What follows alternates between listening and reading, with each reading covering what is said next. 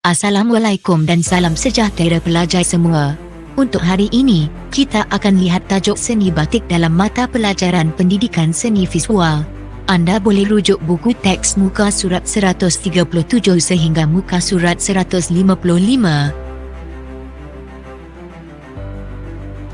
Batik merupakan salah satu jenis tekstil yang sangat popular di Malaysia dan menjadi sumber warisan terindah yang perlu dihargai.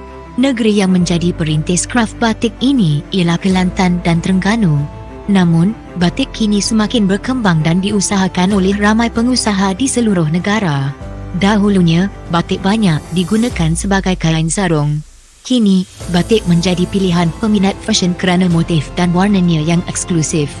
Keindahan kraf tradisional ini boleh dilihat dari sudut kreativiti dan kehalusan penghasilan motifnya yang sangat unik. Susunan motif yang dihasilkan memaparkan nilai, etika dan estetika yang sangat tinggi. Keindahan sesuatu kraf dapat dilihat sama ada daripada bentuk atau susunan motif yang dihasilkan. Penghasilan karya kreatif akan memberi penekanan kepada pemilihan dan olahan bahasa seni visual yang tepat.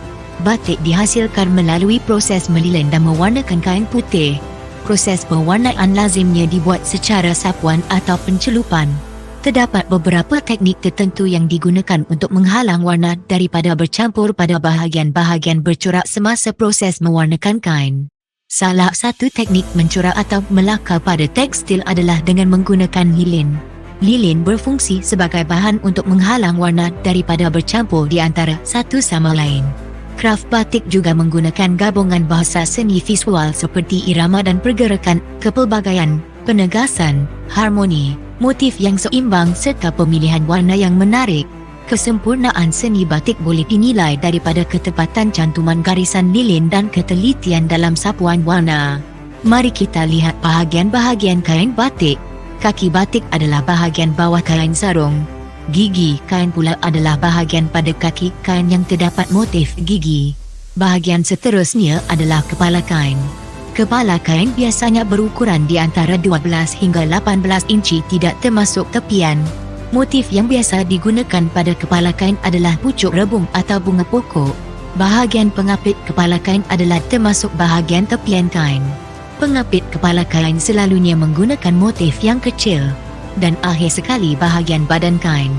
Motif dan warna badan kain selalunya disesuaikan dengan motif pada bahagian kepala dan pengapit kepala kain.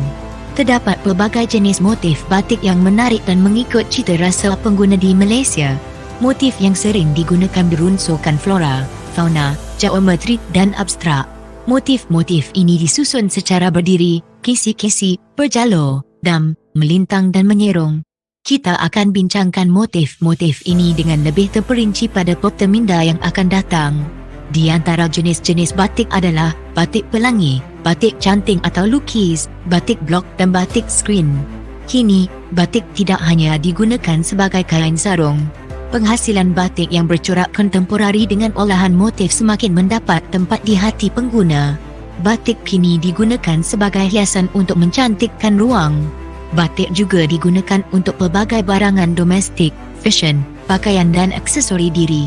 Contohnya seperti alas meja, sarung cushion, beg, kasut, pakaian, cadar, selimut dan sarung bantal. Pada perteminda yang akan datang, kita akan bincangkan dengan lebih lengkap mengenai alat, bahan dan proses penghasilan bagi setiap jenis batik.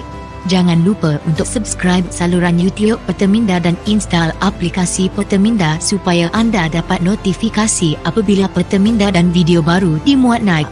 Sekian, Assalamualaikum dan salam sejahtera. Belajar dengan bijak menggunakan Perteminda.